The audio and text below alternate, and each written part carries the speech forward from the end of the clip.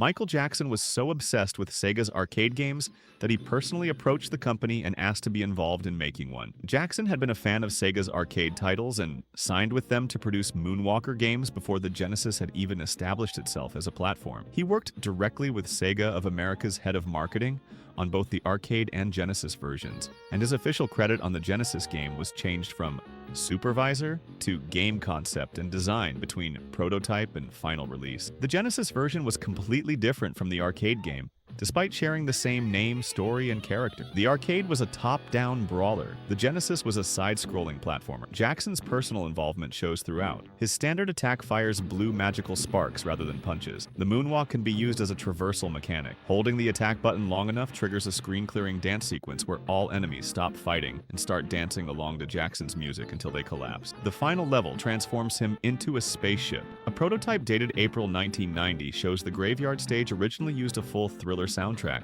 which was replaced before release with another song. Jackson's relationship with Sega continued after Moonwalker. In 1993, he was secretly brought in to compose the soundtrack for Sonic the Hedgehog 3, with the announcement planned as a major reveal near launch. Weeks before delivery, child molestation allegations became public. Sega of Japan pulled his name from the project. His music remained in the game. When Sonic Origins was released in 2022, several zones had their music replaced, which after 30 years of official denial, effectively confirmed Jackson had written them. Sonic 3 still rarely receives complete re-releases.